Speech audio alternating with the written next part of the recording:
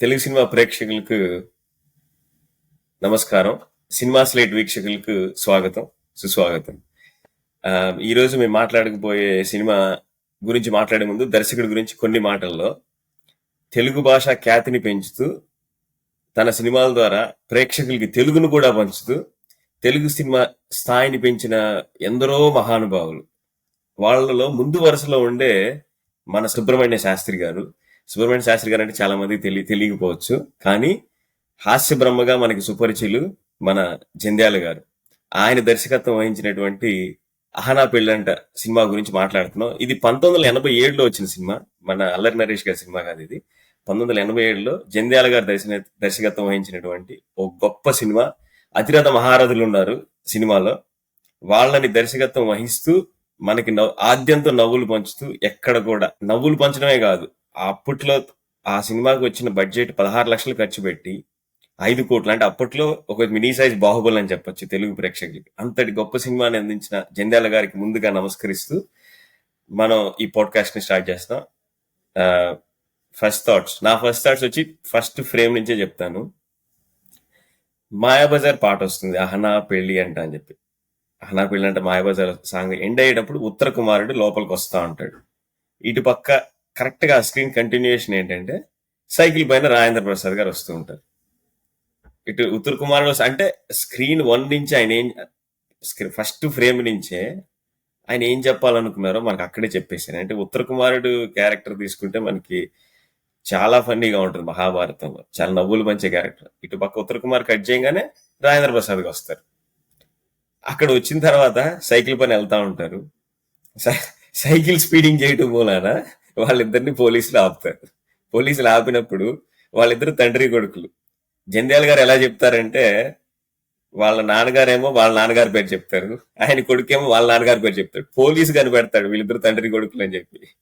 So అక్కడి నుంచి మొదలైన కాడి నుంచి ఎండ్ కార్డు వరకు ఇదే విధంగా మనకి హాస్యాన్ని పంచుతూ ఆద్యంతం అద్భుతం అద్భుతం అంతే. రమేష్. సో వాడు అక్కడ నూతన్ ప్రసాద్ ఏం చెప్తాడంటే, వాడు నా కొడుకు అంటాడు. ఏంది తిడుతున్నావు అని చెప్పి పోలీసు, వాడు నిజంగానే నా కొడుకు, నేను తిట్టట్లేదు అంటాడు. సో నాకేంటంటే ఈ సినిమా నేను 3 భాగాలు, అంటే 3 యాక్ట్స్ గా డివైడ్ చేస్తే, ఫస్ట్ యాక్ట్ రాజేంద్ర ప్రసాద్ నూతన్ ప్రసాద్ కి ప్రేమ గురించి చెప్పే విషయం. తర్వాత ఆయన లక్ష్మీపతి దగ్గరికి వెళ్తాడు. అక్కడ వరకు ఒక యాక్ట్ అనుకుంటే, లక్ష్మీపతి వెళ్ళిన దగ్గర నుంచి 2 యాక్ట్స్ సినిమా. ఆయన కన్విన్స్ చేయడానికి ట్రై చేసి లాస్ట్ లో ఒక కన్క్లూజన్ అనేది ఉంటుంది. నాకేమనిపించిందంటే, మేబీ 1987లో తీశారు కాబట్టి, నేను అంతకుముందు చూసినప్పటికీ ఇప్పటికీ నాకు ఒక డిఫరెన్స్ ఉంది. ఫస్ట్ యాక్ట్ అంతా కూడా నాకు చాలా క్లీషేగా అనిపించింది. But second act once Lakshmipati and Narayana character వచ్చినప్పటి నుంచి, ఐ మీన్ కోట శ్రీనివాసరావు గారు అండ్ బ్రహ్మానందం గారు, అక్కడి నుంచి సినిమా అంతా కూడా టైమ్లెస్. అది ఎప్పుడైనా వర్క్ అవుతుంది, ఎప్పుడైనా నాకు ఎప్పుడు కూడా వర్క్ అయింది అనిపిస్తుంది. ఫస్ట్ థాట్స్ చెప్పాలంటే, నేను 10 సంవత్సరాల ముందు టీవీలో చూసుంటాను. అప్పటికి ఇప్పటికి కొంచెం డిఫరెన్స్ ఉంది, కానీ అప్పుడు చూసినప్పుడు ఆ ఫస్ట్ యాక్ట్కి ఉన్న ఇంపాక్ట్ ఇప్పుడు నాకు లేదు. అది చాలా క్లీషేగా అనిపించింది ఫస్ట్ యాక్ట్. బట్ ఆ కోట శ్రీనివాసరావు గారు అండ్ బ్రహ్మానందం గారు వచ్చినప్పటి నుంచి అసలు నాకు సినిమా ఎక్కడ చాలా చాలా చాలా నచ్చింది అక్కడి నుంచి లాస్ట్ వరకు. సో అది నా ఫస్ట్ థాట్స్. అండ్ అభిషిక్త? నేను కూడా టీవీలో చూసాను ఫస్ట్ టైం ఆబ్వియస్లీ. సో అంటే ఆ టైంకి కూడా ఆ పాద ప్రయోగాలు, ఆ తిట్లు, ఆ కొన్ని మెటఫర్స్, అవన్నీ చాలా కొత్తగా. ఐ థింక్ అదే ఆ టైమ్లెస్ నేచర్ అనుకుంటా. అంటే మనకి ఇంకా అది వాడు కాదు అంటే, అండ్ అసలు ఆ కంపారిజన్ మేబీ ఆ టైంలో ఎవరైనా అట్లా మాట్లాడుండే వాళ్ళేమో కానీ మనకి తెలీదు. అండ్ మనం అవి గుర్తు పెట్టుకొని యాజ్ అ ఫనీ ఇది అంటాం, కానీ ఫ్లోలో అట్లా రావు మనకి. So that is like the novelty అనిపిస్తుంది నాకు. మొత్తం ఎన్నిసార్లు మనం యూట్యూబ్ లో మళ్ళీ ఆ కామెడీ పార్ట్స్ వరకు చూసినా కానీ, that is what we release every single time.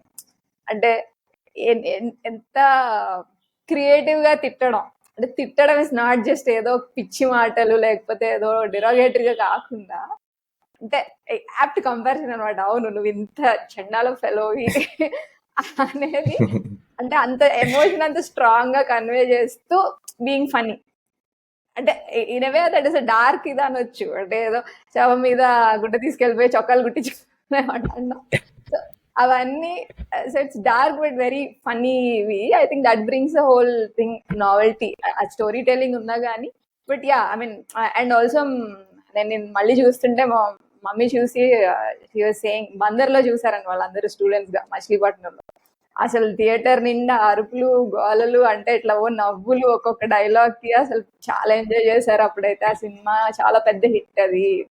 It was like one time that community experience of theatre. అది చాలా బాగుండింది. అసలు ఒక్కొక్క దానికి డైలాగ్ పడుతుంటే అందరూ ఎరగబడి నవ్వడము, అసలు హాల్ అంతా అట్లా నవ్వులతో నిండింది అని షీ వాజ్ షేరింగ్.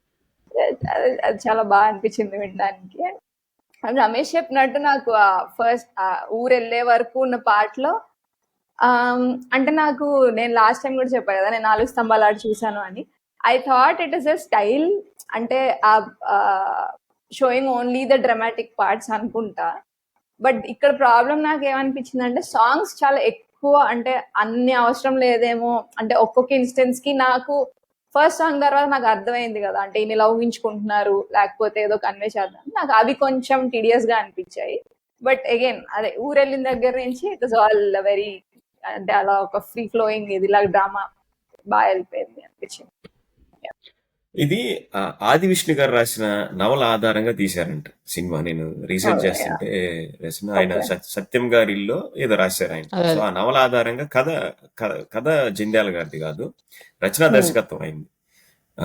సో కాబట్టి మేబీ అంటే ఆ కాంటెంపరీ టైం 1987 నాటికి అది కొత్తగా అనిపించుండొచ్చు. కాబట్టి అప్పటి నుంచి మనం ఎన్నో సినిమాలు, అంటే ఆ తరహా సినిమాలు మనం చూస్తూ వచ్చాం అవును. కాబట్టి మనకి అంత ప్రభావితం కాకపోయి ఉండొచ్చు. కానీ Yeah. Yeah correct. ఎందుకంటే ఫస్ట్ హాఫ్ లో మనకి బిల్డ్ చేసుకుంటూ వస్తాడు. ఫస్ట్ హాఫ్ లో తండ్రి కొడుకుల మధ్య ఉన్న, నాకు ఈ సినిమాలో ఏంటంటే ఒక అండర్ కరెంట్ నడుస్తున్నప్పుడు వాళ్ళ తండ్రి కొడుకులు ప్రేమ గురించి ఎక్కువ చూపించారనిపించింది. ఓకే, అతను ప్రేమను సాధించుకోవడం ఒక ఎత్తు అయితే, తండ్రి కొడుకుల మధ్య ఉన్న ప్రేమని సినిమా మొత్తం చూపిస్తూ వస్తాడన్నమాట. నాకు నాకు ముఖ్యంగా ఎక్కడ నచ్చిందంటే, ఇప్పుడు నేను ఉత్తర కుమారుడు రాజేంద్ర ప్రసాద్ సీన్ కనెక్షన్ ఎలా ఉంటుందో, రా కొండ శ్రీనివాసరావు గురించి నూతన ప్రసాద్ గారికి తెలిసినప్పుడు ఆ మలపత్రాష్ట్రుడా అని నూతన ప్రసాద్ గారు అంటారు.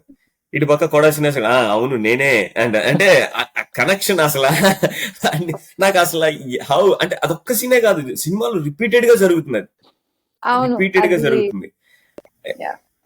అది ఎలా సాధ్యమైందంటే అంత పర్ఫెక్ట్ గా, అంటే వాళ్ళు వస్తారు, ఇది ఆయన కోట శ్రీనివాసరావు గారిని, అది లక్ష్మీపతి గారిని చెక్ అదే చందాలు అడగడానికి వచ్చినప్పుడు కరెక్ట్ గా ఈయన మలపతి రాష్ట్రం అంటే ఆయన అవును నేనే అంటారు. 25,000 రూపాయలు చెక్ రాసి గుడి ముందల గోడ పైన నీ పేరు రాస్తా అన్నప్పుడు అవునా అని ఏమి అంటావు, చెక్ పైన మాత్రం పేరు రాస్తే గుప్తదానం చేస్తాను, నా పేరు ఎవరికి తెలియకూడదు. అంటే జంధ్యాల గారు వ్యంగ్యాస్త్రాలు ఎలా ఉంటాయంటే, హైదరాబాద్ లో నీళ్ళ కరువు ఉన్న పరిస్థితి, నీళ్ళకి ఎంత కరువు ఉందో, అంటే 1987 నాటికి నీళ్ళకి ఎంత కరువు ఉందో అన్న విషయాన్ని వాళ్ళ ఫ్రెండ్ పెళ్లి జరుగుతున్నప్పుడు బస్సులో వచ్చి వాళ్ళందరూ బిందెలు తెచ్చుకుంటారు అన్నమాట. అంటే అంటే ఈ థాట్ ప్రాసెస్ డిఫరెంట్ లెవెల్. మళ్ళా కొద్దిగా బ్యాక్ వెళ్తే వీళ్ళ తండ్రి కొడుకులు వచ్చి, ఆయన కస్తూరి సత్యనారాయణ ఎవరో నీకు తెలీదా, నా 3 తాతలు అన్నప్పుడు పక్కనే స్క్రీన్ పక్కనే ఉంటే రే చిన్నపిల్లలు ఆడుకుంటా ఉంటారు, వాళ్ళు ఏంటిది దొంగ పోలీసు అరే దొరికిపోయావరా నువ్వు అంటే. ఈ మళ్ళా ఈ సీక్వెన్స్ సినిమా అంతా రిపీట్ అవుతుంది. ఎందుకంటే ఆ సన్నివేశం చెప్పడం వేరు, ఆ సన్నివేశం తాలూకు లోతులు, అంటే మన ఇంపాక్ట్. అది ఒక పిల్లడు దొరికిపోతే, ఇప్పుడు మన దొంగ పోలీసు దొరికిపోతే పోలీసు దొంగకు దొరికితే ఎలా ఉంటుందో అట్లా ఈ కంటిన్యూస్ రిపీట్ అవుతుంది. మళ్ళీ ఆయన హాస్టల్కి వెళ్ళి ఆవిడ ఉంటారు కదా, హాస్టల్ వార్డెన్ గారు ఉన్నప్పుడు కూడా వాళ్ళు చెస్ ఆడుతూ ఉంటారు, అరే రాణి చచ్చిందిరా అంటే నేను మొదలెడతాడు ఇంక ఈయన ప్రసంగం. నాకు అసలు ఆ చతురత సినిమా అంతా కనపడుతుంది మనకి. అంటే మనకి ఆ ఒక్క సీనే చెప్పొచ్చు, మనకు అర్థమవుతుంది ప్రేక్షకుడిగా, కానీ దానిలో ఉన్న లోతుని మనం ఎలా తెలుసుకుంటాం అని చెప్పి ఆ పక్కన ఒక యాడప్ ఉంటది కదా, దాన్ని ఏమంటారు మరి సినిమాటిక్ లాంగ్వేజ్ నాకైతే తెలియదు, కానీ నాకు అది చాలా చాలా కొత్తగా అనిపించింది. సినిమా అంతా యాడ్ అవుతానే ఉంటది అసలు. నాకు అది స్క్రీన్ టు స్క్రీన్ మ్యాచింగ్ ఎక్కడ జంప్ అవ్వకుండా కంటిన్యూషన్, అంటే 2 డిఫరెంట్ సీన్స్ ని ఆయన కనెక్ట్ చేసిన విధానం, ఆ కంటిన్యూషన్ నాకు చాలా కొత్తగా అనిపించింది. ఇప్పుడు కూడా కొత్తగానే ఉంది చెప్పాలంటే. యాక్చువల్లీ నేను కూడా అగ్రీ చేస్తా. యాక్చువల్లీ ఆ సీన్ లో వాళ్ళు చందా కోసం వస్తారు కదా, చందా కోసం వచ్చినప్పుడు ఆ పక్కన బ్రహ్మానందం ఎక్స్ప్రెషన్ సూపర్ ఉంటది. 25,000 అని చెప్తే వాడు అలాగే షాక్ అయ్యి బకెట్ ఎత్తుకెళ్తా అంటాడు. బకెట్ టక్ మీద వేసాడు. బకెట్ మీద టక్ మీద వేసి వాడు అలా షాక్ అయ్యి చూస్తా అంటాడు. చూసి మళ్ళా తర్వాత యాక్చువల్ గా బ్రహ్మానందం పక్కన ఉండి పక్కన చాలా చాలా బాగా యాక్టింగ్ చేసాడు అనిపిస్తుంది. ఆ రియాక్ట్ అయ్యేదంతా కూడా బ్రహ్మానందం ఎక్స్ప్రెషన్ చూస్తే మనకు ఆ జోక్ కి చాలా బాగా నవ్వు వస్తుంది అనిపిస్తుంది నాకు. సో అండ్ ఆల్సో మీరు చెప్పినట్టు ఆ త్రూ అవుట్ ఇప్పుడు నేను మీ గురించి చెప్పాలంటే నాకు మీరు పిల్లలు ఆడుకుంటా ఉంటారు వాళ్ళు వెళ్ళిపోతారు అయినా కానీ చెప్తా ఉంటాడు అన్నారు కదా. నాకు అది చూస్తే జాతిరత్నాల్లో కూడా ఒక సీన్ ఉంటది, కైండ్ ఆఫ్ జాతిరత్నాల్లో కూడా అలాంటి సీన్ ఒకటి ఉంటది. వాళ్ళు పొద్దున్నే కూర్చోంటారు, వీళ్ళు స్కూల్కి వెళ్ళి వచ్చేస్తుంటాడు అయినా కానీ వాళ్ళు అక్కడే ఉంటారు. మీరు చెప్పినట్టు అండ్ అభిషేక్ తో చెప్పిన ఇంకొక పాయింట్, వాళ్ళకి ఇప్పుడు వాళ్ళ అమ్మ వాళ్ళకి అప్పుడు థియేటర్ లో చూసినప్పుడు అదొక కలెక్టివ్ ఎక్స్పీరియన్స్ అండ్ భయంకరంగా థియేటర్ అంతా నవ్వుకున్నారు అన్నారు కదా. సో ఈవెన్ నాకు జాతిరత్నాలు ఇది కంపేర్ చేయట్లేదు కానీ జాతిరత్నాల్లో కూడా ఒక ఈ ట్రెండ్కి ఈ కాలానికి సంబంధించిన ఒక కామెడీ ఉంది. అండ్ నేను ఆ సినిమా థియేటర్లో చూసినప్పుడు ఈవెన్ అది కోవిడ్ తర్వాత వచ్చిన one of the good humour ఉన్న సినిమా కోవిడ్ తర్వాత వచ్చింది. సో థియేటర్లో నేను థియేటర్లో నేను జాతిరత్నాలకి ఎలాంటిదైతే ఎక్స్పీరియన్స్ చేశానో వాళ్ళ అమ్మ వాళ్ళు సేమ్ అలాంటిది ఎక్స్పీరియన్స్ చేసి ఉండొచ్చు. అండ్ ఆల్సో జాతిరత్నాలు జోక్స్ కూడా కొన్ని ఎప్పటికీ వర్క్ అవుతాయి కానీ కొన్ని ఆ టైంకి మాత్రమే వర్క్ అవుతాయి. సో మేబీ ఆ సినిమాలో కూడా ఒక part of portion of it like first ఒక 20-30 minutes అనేది portion of it is like trendy. And songs కూడా ఆ సాంగ్స్ కొంచెం నాకు సాంగ్స్ చిరాకైతే పుట్టింది. సాంగ్స్ లో ఏం ఉండదు, ఊరికే ఆ ట్రెండ్కి అనుగుణంగా బ్రేక్ డాన్స్లో వేస్తాడు. కొంచెం ఫస్ట్ సాంగ్ సెకండ్ సాంగ్ లోనే కామెడీ ఉంటది, కొంచెం ఆ హోటల్లో వేసే సాంగ్ లో అన్ని పగలగొట్టేస్తా అంటాడు, దాంట్లో కామెడీ ఉంటది. కానీ మిగతా సాంగ్స్ అన్ని కూడా ఆ టైంకి కావాల్సినట్టుగా పెట్టారేమో అనిపించింది. బట్ నాకు లిరిక్స్ లో నేను అంత క్లియర్ గా వినలేదు. సో మరి సాంగ్స్ లో అయితే అవి చాలా కమర్షియల్ కోసం పెట్టారు. ఆ టైంలో చిరంజీవి సాంగ్స్ వాటన్నిటికి అలా మ్యాచ్ చేయడానికి, లేదా ఆ టైంలో అలాంటి సాంగ్స్ ఉన్నాయేమో మేబీ. 1987 అంటే బ్రేక్ డాన్స్లు అవి ఇవి అన్నీ ఉంటాయి. సో అలా పెట్టారేమో అనిపిస్తుంది. అభిషేక్ ఏదో చెప్తున్నా. ఏం లేదు, అదే ఆ మలపతి రాష్ట్రాన్ని కానీ నేనే అని మొదలు పెడతా అన్నారు కదా. ఆ ఫోర్త్ వాల్ బ్రేకింగ్ యాక్చువల్లీ నాకు ఆ తర్వాత సుత్వేల్ క్యారెక్టర్ వస్తుంది, ఆయన కూడా కొంచెం ఆలస్యంగా కనపడినందుకు, అంటే it is like conversing with the audience లాగానే ఆల్మోస్ట్ అది. అవి యాక్చువల్లీ బాగా అనిపించినాయి. అండ్ అప్పటికి నాకు వేరే సినిమాల్లో అది ఎంతవరకు ఉందో తెలియదు కానీ ఆ లక్ష్మీదేవి ఫోటో మాత్రం ఆ బ్లింక్ అవుతుంటది చూడు, కట్ అవుతూ అది అంటే చాలా యాప్ట్ గా, అంటే హీ సీస్ దట్ ఎవ్రీవేర్ అనే ఒక ఇది చాలా బాగా, అంటే ఇట్స్ ఫన్నీ అంటే and you understand the sense of it through technique కదా, క్రాఫ్ట్. అది బాగా అనిపిస్తుంది. అండ్ ఆల్సో మెన్షన్ చేసినట్టు ఆ అరగుండు క్యారెక్టర్ వల్లే, ఆ రియాక్షన్స్ వల్ల he's also like that audience, అంటే మన వాయిసే అది లాగా, అంటే అండ్ వెరీ క్రియేటివ్ వే కదా పదజాలం కానీ అదంతా చాలా, అది చాలా స్ట్రాంగ్ ఇది. అంటే అదే అన్నట్టు అదే నోవెల్టీ హోల్ ఫిల్మ్ కి త్రూ అవుట్. వీడిని ఎంత చిరాకు పెడుతున్నాడు అనేది ఆ పక్కన క్యారెక్టర్స్ నుంచి like you get the sense of it and enjoy dark ఉన్నా గానీ అనేది. ఆల్సో ఫస్ట్ హాఫ్ లో రాళ్లపల్లి క్యారెక్టర్ కూడా చాలా చాలా బాగుంటది. వీడు ఏదో చెప్పడానికి ట్రై చేస్తా అంటాడు, ఒక సీన్ లో లిటరల్ గా సాంబార్ని ఉప్పుని చూపిస్తాడు, అయ్యగారి సాల్ట్ కి సాంబార్ కి నేను మోసం చేయలేదు అని చెప్పి. కాదు, వాడు కలగన్నప్పుడు కూడా, కలగన్న సీన్ లో కూడా ఇప్పుడు అవి క్లీషే అనిపించిన బట్ అవి అప్పుడు వర్కౌట్ అయినా. ఇప్పుడు కూడా నాకు అవి చాలా, బకెట్ తీసుకొని వచ్చి వాళ్ళ నాన్న అంటే వాళ్ళు కలగంటాడు ఏమని చెప్తే ఏమవుతుంది అని, బకెట్ తీసుకొని వచ్చి తన్నేసి పడుకుంటాడు అక్కడ, తన్నేసి పడుకుంటాడు. అది కైండ్ ఆఫ్ మేబీ అది ఆ బుక్ మనం చదవలేదు కాబట్టి బుక్ లో ఏమాత్రం ఉంది, బుక్ అది అంత కామెడీగా ఉంటదా లేదా డ్రామాటిక్ గా ఉంటదా ఈయన ఇలా అడాప్ట్ తెలియదు మనకి. ఆయన అడాప్ట్ అంటే జంధ్యాల గారి న్యాచురల్ స్టైలే హ్యూమర్. ఆయనకి ఈ హ్యూమర్ న్యాచురల్ స్టైల్. ఎందుకంటే ఇందువల్ల అన్నట్టు అది సన్నివేశం ఒక స్థాయిని పెంచుతాడు ఆయన. అంటే కూర్చున్నప్పుడు రియల్ ఇంపాక్ట్. ఇప్పుడు నీళ్లు కరువు వచ్చిందని ఎట్లన్నా చెప్పొచ్చు, కానీ బిందెలతో తీసుకొచ్చి అంత కరువు వచ్చింది అంటే ఎవడు నీళ్ళు అటు తెచ్చుకోవాలా అని చెప్తాడు అనమాట ఆయన.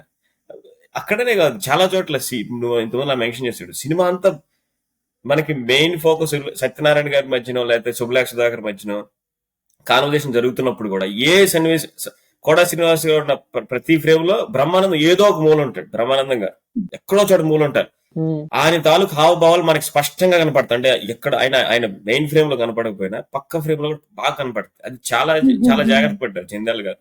ఇందువల్ల అన్నట్టు మన రాజేంద్ర ప్రసాద్ గారు కూడా చెట్టెక్కి ఇక్కడి నుంచి మేము సినిమా రక్తి కట్టిస్తాం, మీరు వెళ్ళి కాఫీ తాగేసిరండి వెళ్ళండి అని చెప్తారు కదా. సో ఆ టైంకి అది చాలా కొత్తది. ఆ టైం కాదు, ఇప్పుడు కూడా ఇప్పుడు అన్న చూడు, మనం ప్రతి సన్నివేశాన్ని గుర్తు చేసుకుంటే ఇప్పుడు కూడా నవ్వు వస్తుంది మనకి. ఇప్పుడు అంటే 1987లో తీసిన సినిమాని మనం ఇప్పుడు ఓకే. ప్రాబ్లం ఏంటంటే ఇక్కడ ఇంకొక ప్రాబ్లం ఏంటంటే శవం పైన మరమరాలు ఎరుకునే మొహం వీడు అంటే ఇప్పుడు నిజంగా శవాల పైన మరమరాలు ఎవరు నేస్తున్నారా అన్న విషయం మనకి రిజిస్టర్ అవ్వాలి. ఎందుకంటే ఆ టైంలో అది ఇప్పుడు అక్కడ జరిగే తంతంతా తెలిసిన వాళ్ళకే తెలుస్తుంది. ఇప్పుడు ఎవరికి తెలుస్తుంది? ఇప్పుడు ఎవరైనా చనిపోతే వెళ్తే శవాల పైన మరమరాలు వేస్తారు, శవాల పైన డబ్బులు వేస్తారు, శవాల పైన డబ్బులు ఎరుకుని అదే ఎండ్లో రఘు కప్పుకుని తిరిగే మొహం వీడు అంటే అసలు అట్లా ఆ ఫ్రేజెస్ అంటే ఇప్పుడు మనం తెలుగు భాష రాను రాను ఏమవుతుందంటే తగ్గుతూ వస్తుంది. ఇప్పుడు జంధ్యాల గారే అన్నారు, ఇది ఆ దశకంలో ఆయన ఏమన్నారు, మాతృభాష వెగటైపోయిన మొదనష్టపు జాతి మనది అని చెప్పారు. అంత గొప్ప అంత స్ట్రాంగ్ గా అన్న మాట ఆయన ఊరకనలేదు. ప్లస్ జంధ్యాల గారు ఏమి పోనీ అట్లని చెప్పి ఓన్లీ హ్యూమర్ రాశారా? ఆయన రాసిన సినిమాలు తెలుసుకుంటే మనం ఒక పక్క వేటగాడికి రాశారు. వేటగాడు అప్పట్లో సినిమా ఇండస్ట్రీ రూల్ చేసింది. రాఘవేంద్ర సినిమాకి రాశారు. ఓ పక్క శంకరాభరణానికి రాశారు. ఒక పక్క శంకరాభరణం, ఒక పక్క వేటగాడికి రాయడం అంటే నిజంగా మహానుభావులు ఆయన. ఎందుకంటే ఒక పక్క ఏమో గ్రాంధికం స్థాయి ఎక్కడికో వెళ్ళిపోతుంది, ఇంకో పక్క ఏమో కాంటెంపరీ తెలుగులో అప్పుడున్న జోక్స్ రాయాలి. సో ఇన్నిటిని మేళవిస్తూ జంధ్యాల గారు డైరెక్షన్ ఒక పక్క రాజేంద్ర ప్రసాద్ గారు, రాళ్లపల్లి గారు, సుత్తి వీరభద్రరావు గారు, అబ్బో ఇక చెప్తా వెళ్తే అందరూ వాళ్ళు వీళ్ళని కాదు. శుభలాక్ష సుధాకర్ గారు అక్కడ కూడా ఒక డైలాగ్ ఆడతారు, 2 ఏనుగులు ఒక పీనుగు వచ్చిందని చెప్పి చెప్తారు అమ్మాయి పెళ్లి చేసుకోవడానికి. సో అసలు ఆద్యంతం నాకు ఆయన అలవోకగా రాసేసి అనిపించింది మాటలు. నేను నిన్న రమేష్ తో మాట్లాడుతూ చెప్పాను, వాళ్ళ ఫ్రెండ్స్ తో నాకు సినిమాటిక్ గా కొత్తగా ఎప్పుడు అనిపించింది, వాళ్ళ భార్య చనిపోయిన సన్నివేశాన్ని ఆయన వివరిస్తాడు. నేను పెళ్లి చేసుకున్నాను, నా భార్య చనిపోయారు అని చెప్పినప్పుడు స్క్రీన్ షాట్స్ లా పడతా ఉంటాయి. మనకేం స్క్రీన్ షాట్ తీసి మన వెనకాల బ్యాక్గ్రౌండ్ స్టోరీ రన్ చేయరు, కానీ మాటలేం పడతా ఉంటాయి. ఎంత దుఃఖం వచ్చే సీన్ లో కూడా ఓకే వాళ్ళ ఫ్రెండ్స్ అందరూ వచ్చి కూర్చోగానే అరే నేను ఒక విషయం చెప్పాలనగానే ఒకటి కిటికీలో, అంటే ఆ కిటికీ ఉందని కూడా చూసుకోడు, డోర్ ఓపెన్ చేసి దూకే ఎందుకురా అంటే నువ్వు ఆటోబయోగ్రఫీ చెప్తావరా అని చెప్పి ఆయన అంటే ఆయన ఏ అంతస్తులో ఉన్నాడు అది కూడా చూసుకోడు, కిటికీ ఓపెన్ చేస్తే దూకడా రైట్ అలా కాదురా అని చెప్పి అదే హ్యూమర్ ఉంటుంది. మళ్ళీ అదే ఆ హ్యూమర్ ఎమోషన్ నుంచి మళ్ళా సెంటిమెంట్ కి తీసుకెళ్తారు లూప్ లో. సెంటిమెంట్ నుంచి మళ్ళీ ఎమ్మడే బయటకి హ్యూమర్ తీసుకొస్తాడు, మీ పిల్లల్ని నా కొడుకు పెళ్లి చేసుకోవాలరా అని చెప్పి. ఈ కనెక్షన్, ఈ ట్రాన్స్ఫర్మేషన్ మాత్రం నేను ఇప్పటికీ అహనా పిల్ల అంటే ఎన్నిసార్లు చూసినా కూడా నాకు లెక్కలేదు. అహనా పిల్ల అంటే కదా వివాహ భోజనం కానీ ఈ సినిమాలు నాకు ఎందుకంటే జంధ్యాల గారి సినిమా చూసినప్పుడు ఏదో ఆయన వాకింగ్ త్రూ తెలుగు లైబ్రరీ అనిపిస్తుంది అన్నమాట. ఎన్నో పదాలు అసలు ఈ సినిమాలో తెలుగు భాష పోగొట్టుకున్న పదాలన్నీ జంధ్యాల గారి దగ్గర దొరుకుతాయి అని అనిపించింది నాకు ఒక విధంగా. ఎందుకంటే ఆయన అలవోగ్గా రాసేస్తాడు. ఇప్పుడు ఇంతవల్ల సన్నివేశం నేను చెప్పినప్పుడు ఆయన కళ్ళముడ్డిలో వచ్చినప్పుడు నా కళ్ళు మా ఆవిడ గురించి చెప్తున్నప్పుడు నా కళ్ళు నా మాట ఎన్నోరా అంటారు. ఎంత పెద్ద అంటే అసలు నిజంగా డెప్త్ ఆలోచిస్తా అంటే వాళ్ళ కళ్ళముడి నీళ్ళు వచ్చే విషయాన్ని నాకు కళ్ళు చమరుస్తాయి ఏదో రకంగా చెప్పొచ్చు. కానీ నా రాజ్యం గురించి మాట్లాడినప్పుడు నా కళ్ళు నా మాట వినోరా అని చెప్పి నూతన ప్రసాద్ గారు చంపేస్తారు అసలు. అంటే చాలా సట్టల్ అంటే రాసేటప్పుడు ఆ గాఢత తీసుకురావడం అనేది చాలా గొప్ప విషయం. అంటే చాలా మంది ఉన్నారు. నాకు పర్సనల్ గా అంటే మనం ఇప్పుడు ప్రాస కోసం పాకులాడే ఈ పరిస్థితిలో కూడా ఆయన అలవోకగా మన సినిమా అంతా చూస్తే అబ్బో ఏరుకుంటే కొన్ని వందలు రాసేసారు అట్లా తెలియకుండా, జస్ట్ మామూలు సినిమా కూడా రాసేసారు అట్లా. నేను ఇక్కడ నాకు ఈ అంశం చాలా నచ్చిన అంశం. ఎందుకంటే సినిమా మొత్తంలో కూడా ఇప్పుడు మనం మామూలుగా మాట్లాడడానికే ఇంగ్లీష్ పదం లేకుండా మాట్లాడడం కష్టంగా ఉంది ఇప్పటికి. సో ఫర్ ఎగ్జాంపుల్ ఓకే, ఒక ఉదాహరణకి ఆ, చెప్పాలంటే గందరగోళం అనే పదం ఎంత అసలు ఆ శబ్దం కానీ మనకి మన లాంగ్వేజ్ తెలుగు అయినప్పుడు ఆ భాషతో ఆ లాంగ్వేజ్తో ఆ పదంతో పాటు ఒక ఎమోషన్ కూడా ఉంటది కదా మనకి. గందరగోళం అంటే కరెక్ట్. కరెక్ట్గా నాకు మైండ్ కరెక్ట్గా కనెక్ట్ అవుతుంది గందరగోళం అనేది. కానీ ఇప్పుడు చాలా కంఫర్టబుల్గా మనం కన్ఫ్యూజన్లో కన్ఫ్యూజన్ అనేస్తున్నాం. బట్ ఆ సినిమాలో ఎక్కడో ఒక మూమెంట్లో గందరగోళం అని వాడతాడు. నాకు అర్రే ఈ పదాన్ని మనం వాడడం మానేసి ఈ పదం అంత మంచి పదం వాడట్లేదు మనం మాట్లాడేటప్పుడు అనిపించింది. ఇంకా సినిమా అంతా కూడా ఇంగ్లీష్ పదాలు ఎక్కడో ఒక 2% ఉంటాయి. ఎక్కడో మైండ్ ఇట్ అంటాడు, ఏవో ఇంక వాడాలి. అవి అవి అవి చాలా అప్పట్లో అవి న్యాచురల్ ఏమో మేబీ. బట్ ఇప్పుడు ప్రాబ్లం ఏంటంటే ఇప్పుడు ఎవరైనా సినిమా తీయాలన్నా కానీ నేను సడన్గా గందరగోళం అని చెప్పి ఎవడైనా అంటే అది వాడుకలో అంత అంత అంత అంత మంచిగా వాడుకలో లేదేమో అనిపిస్తుంది. సో సో అది ఇంకా ఇది ఇప్పుడు సమస్య. యాక్చువల్గా నాకు రాసేటప్పుడు ఎప్పుడైనా ఏదైనా షార్ట్ ఫిల్మ్ అది ఇది రాసినప్పుడు తెలుగులో రాయాలి అనిపిస్తుంది, కానీ తెలుగులో రాస్తే అది మరీ టూ మచ్ బుక్కిష్ లాగా అవుతుంది. న్యాచురల్ ఆ కొలెక్యువల్ లాంగ్వేజ్ లేదు అనిపిస్తుంది. సో ఇది సమస్య మనకి ప్రజెంట్ మన సమాజంలో ఉన్న సమస్య అనుకోవచ్చు. మనం పుస్తకాలు చదవడం తగ్గించేసాం అండ్ తెలుగు పుస్తకాలు చదవడం మెయిన్గా తెలుగు పుస్తకాలు చదవడం తగ్గించేసాం. చాలా పదాలు వాడుకలో లేవు. ఈవెన్ మా నానమ్మ ఇంగ్లీష్ మాట్లాడుతుంది. మా నానమ్మ కూడా కొన్ని ఇంగ్లీష్ పదాలు మాట్లాడేస్తుంది ఇప్పుడు. అంటే అంత వాడుకలోకి వచ్చేసాయి అవన్నీ ఇంగ్లీష్ పదాలు. ఒక రకంగా మనం ఈ జాబ్స్కి వాటికి ఈ ఉద్యోగ అవకాశాలకి ఎంత బాగున్నా కానీ నాకు కొంచెం బాధగా ఉంది. ఇలాంటి పదాలు అసలు అంత మంచి పదాలు అక్షరం అనే పదం కానీ నాకు కొన్ని పదాలు అవి పలికేటప్పుడే ఒక రకమైన హ్యాపీనెస్ ఉంటుంది కదా. సో అలాంటి ఆ హ్యాపీనెస్ లేకుండా పోతుంది అని కొంచెం బాధగా కూడా ఉంది. అభిషేక్త అందుకో వర్డ్స్ లో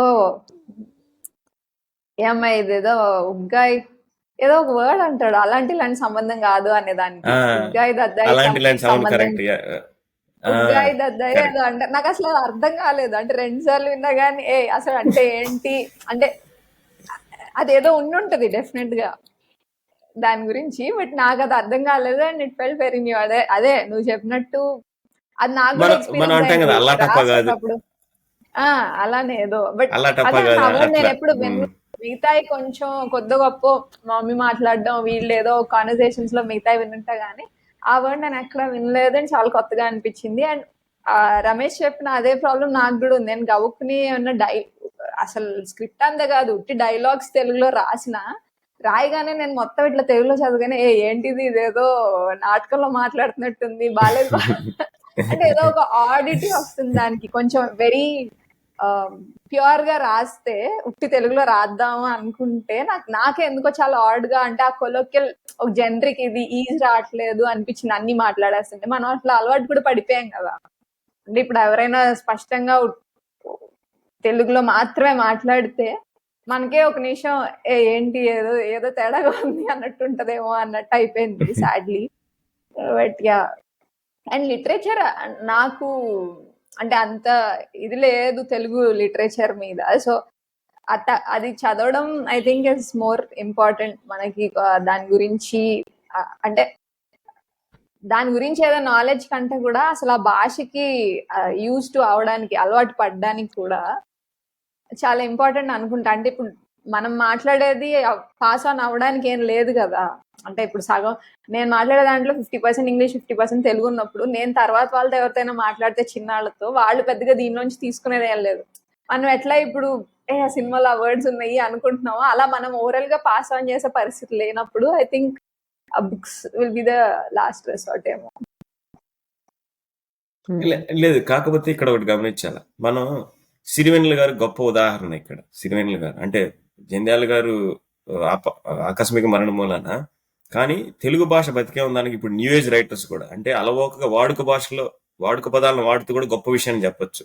ఇప్పుడు మన పుష్ప సినిమాలో దాక్కో మేకప్ అవ్వాల్సినది పులొచ్చి కొరుకుద్ది పీక అని అంటే చాలా సింపుల్. తెలుగు తెలుగు చాలా సింపుల్ ఉంటుంది. కాకపోతే ఏంటంటే మనం చెప్పగలిగిన చోట కొన్నిసార్లు అర్థం కాకపోయినా చెప్పొచ్చు.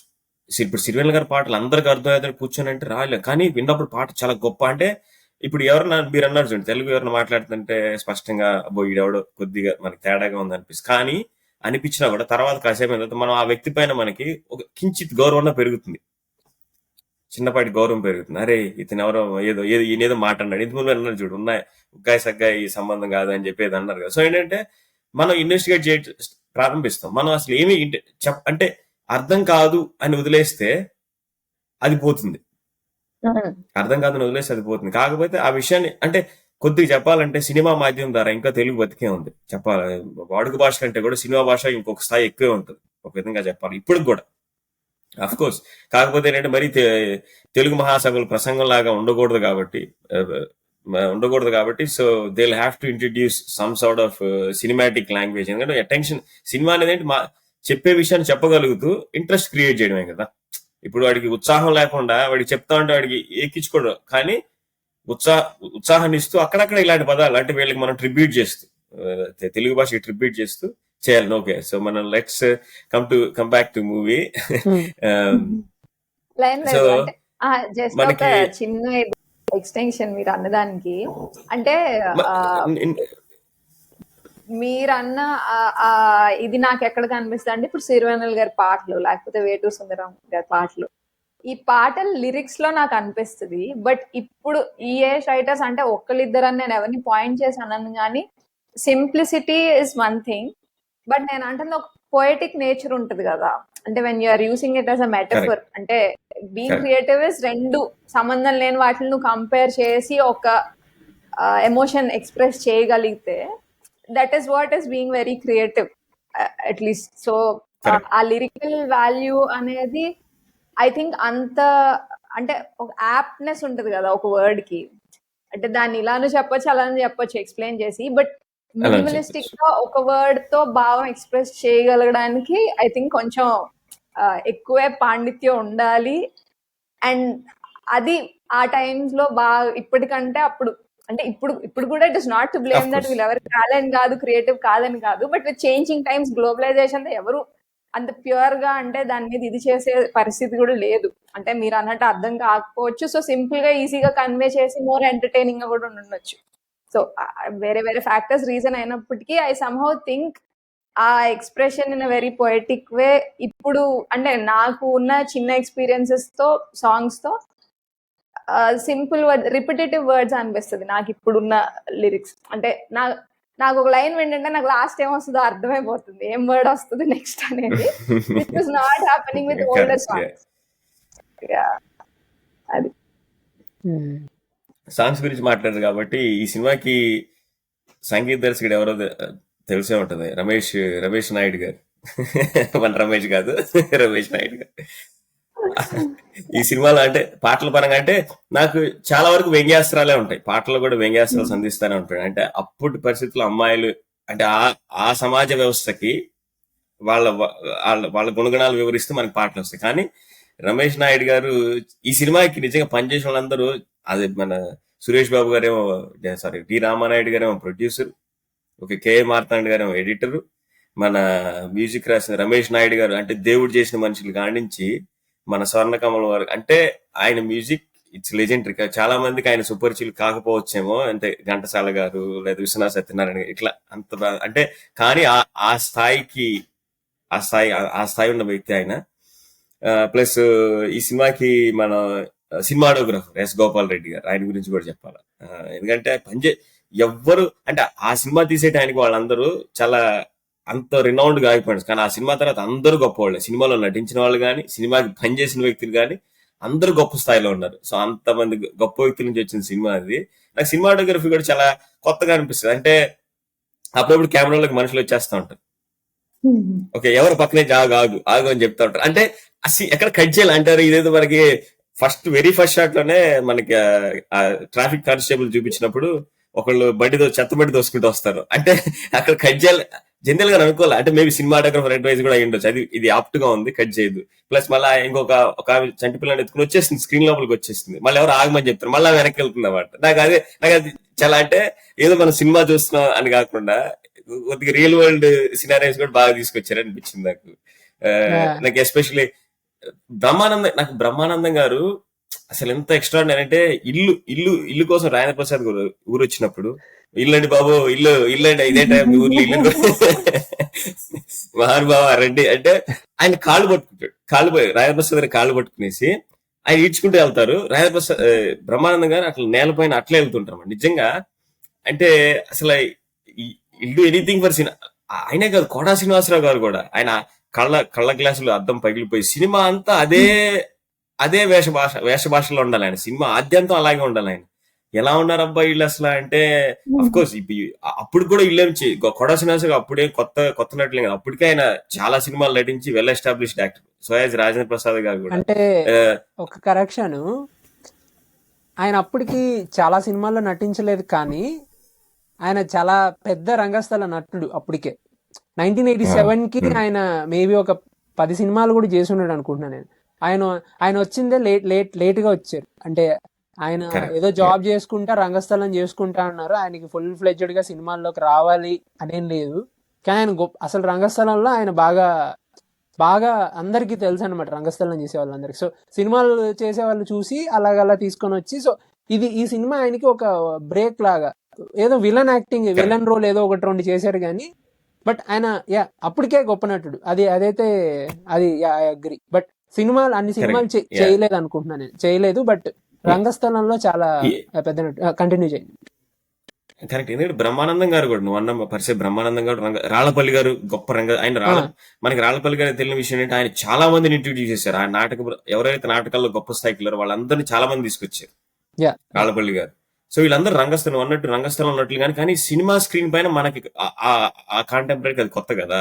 కానీ ఆ కొత్త అయినా కూడా ఇప్పుడు నాటకం అనేది ఏంటంటే ఒక 10 మందిని 20 మందిని మనం లేదా 30 మంది ఆడియన్స్ లేదా మా అంటే మాక్సిమం ఒక 100 మంది చెప్పాలి. కానీ సినిమా మాధ్యమం చాలా ఎక్కువ మందికి రీచ్ ఉంటుంది కదా. సో నాకు అదే ప్రతి సినిమా, ఈవెన్ రాజేంద్ర ప్రసాద్ గారు కూడా ఆ అమ్మాయి లవ్ ఓకే చెప్పినప్పుడు యాహూ అని చెప్పి ఎగిరి బురదలో పడతారు, వచ్చి డైరెక్ట్ గా బురదలో పడతారు. అంటే నాకు అనిపించింది అంటే వీళ్ళందరూ సినిమా కోసం ఏమన్నా చేస్తారు. అంటే సినిమా అంటే వాళ్ళకి అంత పిచ్చి. అంటే అందరూ ఈవెన్ సాల్ట్ సాంబార్, ఇప్పుడు రాళ్లపల్లి గారు అంత గొప్ప నటులు అయినా కదా సాల్ట్ సాంబార్ పోస్తారు ఆయన పైన. అంటే ఎక్కడ కూడా జంధ్యాల గారికి హెజిటేషన్ లేదు. అరే వీళ్ళు ఇంత గొప్ప నటులు కదా, ఈ సన్నివేశం రాస్తే వీళ్ళు చేస్తారో చేయరో. అసలు వీళ్ళ సినిమా మొత్తం మనకు అలాగే ఉంటుంది. సుబ్బలేఖ సుధాకర్ గారు కానీ, గుండు హనుమంతరావు గారు కానీ. నాకైతే నువ్వు నమ్మో, నాకు ఎస్పెషల్లీ పెళ్లి సన్నివేశంలో అదే వాళ్ళ కూతురికి పెళ్లి చేస్తాను మాట ఇచ్చి రాజేంద్ర ప్రసాద్ గారు రజనీ గారు వచ్చి కూర్చున్నప్పుడు మీరే నన్ను మోసం చేస్తాను అక్కడి నుంచి ఆ సీన్ నుంచి ఒక 10 నిమిషాలు వాళ్ళ మధ్య జరిగే సంభాషణ గానీ యాక్టింగ్ గానీ అసలు నెక్స్ట్ లెవెల్లో ఉంటుంది. నాకైతే ఆ రైటింగ్ గానీ ఎస్పెషల్లీ నూతన్ ప్రసాద్ గారి యాక్టింగ్ అయితే ప్రపంచ పటంలో శ్రీలంక ఉన్న నీ చిన్న మెదడికి నీకేం చెప్పినా అర్థం కాదని చెప్పి ఆయన చెప్తాడు. నాకు అసలు అంటే రచన ఒక ఎత్తు అయితే ఆయన యాక్టింగ్ నెక్స్ట్ లెవెల్ తీసుకెళ్ళి. అంటే ఎలివేషన్ లేకపోయినా కూడా మంచి ఎలివేషన్ ఉంటుంది అక్కడ. అంటే ఒక కొడుకు పైన తండ్రికి ఎంత ఇష్టం ఉంటుంది అంటే ఎంత దూరం, నా ఆస్తి మొత్తం అమ్మాయినా నీ పైన తీసుకొచ్చి ఒక ఆడు బొమ్మ వేస్తాడు. నాకు అదే అంటే నటన స్థాయి గాని, దానికి పనిచేసిన సినిమాటోగ్రాఫర్స్ గాని, మ్యూజిక్ గాని అసలు సూపర్. సో నేను ఇంకొక పాయింట్ ఇక్కడ నుంచి తీసుకుంటాను. ఏంటంటే సెల్ఫిష్నెస్ ఇన్ లక్ష్మీపతి క్యారెక్టర్. లక్ష్మీపతిలో ఉన్న సెల్ఫిష్నెస్ అది మన అందరిలో ఉంటది అనిపిస్తుంది నాకు అప్పటికి నేను ఫస్ట్ టైం చూసినప్పటికి ఇప్పటికి నాకు అర్థమైంది ఏంటంటే, ఒక 30 వచ్చేటప్పటికి అర్థమవుతుందేమో ప్రతి ఒక్కడు సెల్ఫిష్ గా ఉంటాడు. అందుకనే మనకి అంటే మనం చూసేటప్పుడు ఆ క్యారెక్టర్ లో టూ మచ్ ఉంది సెల్ఫిష్నెస్, అంత ఎక్కువ సెల్ఫిష్నెస్ ఉంటది. కానీ మనమే అయిండొచ్చు అండ్ మన చుట్టూ ఉన్న వాళ్ళు అయిండొచ్చు. బయటకి ఇప్పుడు కోట శ్రీనివాసరావు లాగా బిహేవ్ చేస్తారు కొంచెం. ఎట్లా అంటే పైకి మాత్రం ఇప్పుడు అన్నం వాళ్ళ బావ వస్తాడు కదా, వాళ్ళ బావ దూరం నుంచి వస్తే ఏం తెచ్చావు అని చెప్పి, ఏమన్నా తెచ్చావా అని చెప్పి పెద్ద వాడు పండ్లన్నీ తెస్తే కొన్ని మీకు కొన్ని మాకు అంటే మీకు మాకు ఏముంది అని చెప్పి లోపల తీసి లోపల అంతా పెట్టుకుంటాడు. మనకే. లోపల పెట్టుకొని ఓకే అని చెప్పి ఇంకా అన్న అంటే టైంకి వచ్చారు, మామూలుగా ఇంట్లో పెడతారు కదా. కానీ వాడు ఎలా చెప్తాడంటే నా పేరు చెప్పు, అక్కడ ఆ హోటల్లో చాలా బాగుంటది, నా పేరు చెప్పు అంట. అంటే డైరెక్ట్ గా చెప్పట్లేదు, ఇండైరెక్ట్ గా ఇలా చెప్తారు.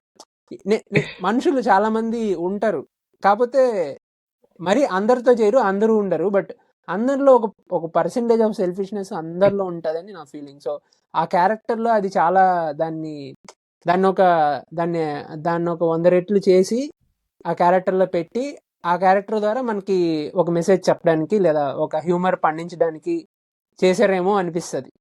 యా అభి చెప్పిన ఆ సీన్ లో హైలైట్ అయితే లాస్ట్ లో బాగా వెళ్లే ముందు ఒక మాట అంటే బుట్ట మాత్రం ఇవ్వండి,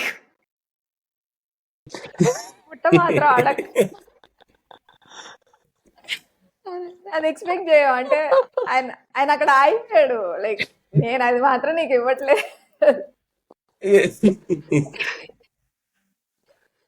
అలా అలా అలా అలా చాలా స్పాంటేనియస్ గా వచ్చేవి, అంటే అట్లా షార్ప్ గా చాలా, అంటే అలా ఇంక సినిమా మొత్తం అదే కదా. అందుకే అంటే మళ్ళీ యూట్యూబ్ లో బుర్ర పాడేటప్పుడల్లా మళ్ళీ కూర్చొని మళ్ళీ ఆహనా పెళ్ళంట ఓకే కామెడీ ఒక కైండ్ ఆఫ్ ఈజీ. నువ్వు నమ్మ అభిషిక్త, నాకు కొన్ని రోజులు అది నాకు నా బ్రేక్ఫాస్ట్ వీడియో అది యాక్చువల్ గా ఆఫీస్కి వెళ్ళే ముందల నేను అది బాబు ఇవి చూసేసి వెళ్తాను అనమాట. ఎస్పెషల్లీ ఆయనకి సిత్తు వీరభద్రరావు గారికి అదే కోడిని వేలాడదీసి ఆహా రా కూర్చో నువ్వు కూడా తిని కోడికూర మా ఇంట్లో అనే కూర్చోడం కంటే ఆయనకి పిచ్చి వస్తుంది కదా. ఏంటి నా పట్టపురాణి అదేంటిది నా గుర్రం 2 కాళ్ళు వచ్చేసి బలిలాగా గోడ పైన పాకుతుంది అంటాడు. నాకు అసలు అంటే ఆయన ఎట్లా పోయి ఈ ఓక అందరి పదాలు అంటే మనకి వేరే సినిమాలో ఉంటది అనమాట. ఏదో ఒకడికి పేక ముక్కలు ఆడుతా ఉంటే ఆ పేక ముక్కలు వాడికి పరమ దరిద్రంగా పడి ఉంటది అనమాట. దరిద్రంగా పడి ఉంది ఇలా చెప్పాడు, కానీ నేను ఎలా చెప్పాడు ఆయన చెప్తారన్నమాట. తమిళోడు తెలుగు అమ్మాయిని పెళ్లి చేసుకుంటే పుట్టిన మలయాళీ పిల్ల తెలుగు మాట్లాడినట్టుంది అని చెప్తాడు. అంటే ఈ ఇంత అంటే చూడు, ఒక తెలుగోడు తమిళని పెళ్లి చేసుకుంటే పుట్టిన మలయాళం పిల్ల తెలుగు మాట్లాడినట్టుంది అని చెప్పి అంటే అర్థం కదా అసలు. అంటే మనకు అర్థమవుతుంది ఇండైరెక్ట్ కాబట్టి ఇంత గందరగోళంగా ఉంది అని చెప్పి. అసలు సిత్తు వీరభద్రరావు గారి సినిమాలు అసలు ఆయన పిచ్చి వచ్చే సన్నివేశం కానీ, అసలు ఆయన అమ్మా నువ్వు పెళ్లి చేసుకొని నిండూరేళ్ళు చల్లగుండు అని చెప్తే ఈ మాట ఇటేసుకో ఆ మాట ఇటేసుకో అని చెప్పి చెప్తాడు కదా. అసలు చాలా బాగుంటది అసలు.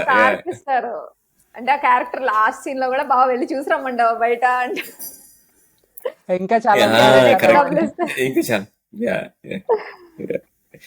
ఇంకో విషయం, మీరు సినిమాటోగ్రఫీ చెప్పారు కదా, అక్కడ వాళ్ళిద్దరు శుభలేఖ సుధాకర్ తో పాటు వాళ్ళ అన్నలు ఇద్దరు వచ్చి తింటా ఉంటే ఆ కోట శ్రీనివాసరావుని బరే ఫ్రేమ్ చేస్తారు, ముందు కూర్చోబెట్టి వాడు ఇలా తల మీద చేయబెట్టుకొని వెనకాల వాళ్ళు తింటా ఉంటారు. అండ్ ఇంకొక చోట కూడా, ఒక చోట బ్రహ్మానందం వెనకాల నుంచి వాడి సాయి చూస్తా అంటాడు, తిట్టుకుంటా అంటాడు. కోట శ్రీనివాసరావు ముందుకుంటాడు, కెమెరా ఇక్కడ పెడతారు. సో యాక్చువల్లీ ఆ జోక్స్ అన్ని కూడా వర్క్ అవడానికి మాటలు 70% ఆ మాటల్లో ఆ బలం ఉంది అనుకుంటే, ఆ ఫ్రేమింగ్ ఎస్ గోపాల్ రెడ్డి గారు ఆ ఫ్రేమింగ్ కానీ కరెక్ట్ గా ఎక్కడ పెడితే ఈ జోకు కరెక్ట్ గా క్రాక్ అవుతుంది అనేది సినిమా అంతా కూడా అవి సినిమాని ఎలా వాడుకోవాలో ఫ్రీజ్ ఫ్రేమ్ పెట్టడం, లేదా మీరు చెప్పినట్టు ఆ కృష్ణుడి బొమ్మను అలా ఫ్లిక్ చేయడం, డబ్బులు చూపించి వాడి కన్ను అలా పెట్టి, ఇవన్నీ కూడా లక్ష్మీదేవి బొమ్మ పెట్టడం. అండ్ ఇవన్నీ కూడా సినిమాతో వచ్చే మ్యాజిక్ కదా. అది మామూలుగా బుక్ లో చాలా ఉండొచ్చు, అండ్ రంగస్థలంలో కొన్ని చేయొచ్చు, కానీ విత్ సినిమా నువ్వు ఇంకా ఎక్కువ చేయొచ్చు. నువ్వు ఎంత నవ్వించచ్చు అంటే ఆ చైర్లో నుంచి నువ్వు పగలబడేలాగా నవ్వించవచ్చు. నీకు ఆ సినిమాకున్న ఆ పవర్ ని మాక్సిమం వాడుకోవచ్చు అనేది తెలుస్తుంది. అభిషిక్త చెప్పు. సేమ్ నోట్ లో అదే ఆ కోడిని వేలాడేసుకుని తింటున్నప్పుడు కూడా కరెక్ట్ గా బ్రహ్మానందం దగ్గర ఫోర్ గ్రౌండ్ నుంచి ఇట్లా చిరాకు పడుతూ అసలు ఏందో ఈ కర్మ ఇదంతా నాకు చూడడానికి అన్నట్టు కూర్చుని ఒక కైండ్ ఆఫ్ రెస్ట్లెస్ గా ఉంటాడు ఈయన వచ్చే ముందు, బాగా వచ్చే ముందు. అసలు అది అక్కడ ఎక్స్ప్రెషన్ అంతా కనిపించేస్తుంది అనమాట, ఫుల్ ఎసెన్స్. ఏంటిది ఏం చేస్తున్నాడు ఈయన అనే ఒక ఇది. అదే అంటే అరగుండు క్యారెక్టర్ తోనే ఆ ఆడియన్స్ రిలేషన్ అంతా, అంటే whatever we're feeling audience ఇది, లేకపోతే అలాంటి ఒక క్యారెక్టర్ ఒక నార్మల్ పర్సన్ ఎంత ఇరిటేట్ అయ్యి ఫ్రస్ట్రేట్ అవుతారు అనేది అది. మీరు గమనిస్తే ఆయన సినిమాలో పలికించిన హావభావాలన్నీ ఇప్పటికి కూడా అజరామరమే. ఎందుకంటే బ్రహ్మానందం గారు ఇప్పటికి కూడా అదే ఆ స్టైల్ ఆఫ్ యాక్టింగ్, అంటే ఎగ్జాక్ట్ అని చెప్పను నేను, బట్ ఆ స్టైల్ ఆఫ్ యాక్టింగ్ అంటే ఒక ఆశ్చర్యాన్ని వ్యక్తీకరించడానికి కానీ, లేకపోతే ఫ్రస్ట్రేషన్ వ్యక్తీకరించడానికి కానీ ఆయన అదే హావభావాలు ఇప్పుడు కూడా అట్లే ఉంటాయి మనకి స్క్రీన్ పైన. అంటే బ్రహ్మానందం గారు, కోటా శ్రీనివాసరావు గారు, అంటే రమేష్ అన్నట్టు మన మాటలు ఎంతున్నా ఏమేమన్నా కూడా, ఎందుకంటే నటనా స్థాయి దాని విలువలు తీసుకొచ్చేవాళ్ళు నటులే కాబట్టి ఆ స్థాయిని పెంచుకుంటే వెళ్ళారు. సినిమాని స్టెప్ బై స్టెప్ పెంచుతారు. ప్రతి సన్నివేశం అంటే చిన్న క్యారెక్టర్ కూడా దానికి సంబంధించిన ఈ మాటలు రాస్తారు అన్నమాట. ప్రతి చిన్న క్యారెక్టర్ కూడా ఇది మనకి లాస్ట్ లో ఎండ్ కార్డ్ వచ్చేసే టయానికి చాలా మైన్యూట్ డీటెయిల్స్ కూడా సినిమాను గొప్పగా ఉంటాయని చెప్పడానికి ఇది ఒక ఉదాహరణ. ఏంటంటే ఒకడు వచ్చి ఆయన ఎప్పుడు చెవులో చెప్తా ఉంటాడు, కరెక్ట్ గా ఒక 1 minute నడుస్తుంది ఆ క్యారెక్టర్ అసలు, కానీ ఒక్క మాట మాట్లాడు బయటికి, కానీ ఎంత హిలేరియస్ గా ఉంటది అంటే వాడు మంచం కింద నుంచి వస్తా ఉంటాడు దొల్లుకుంటా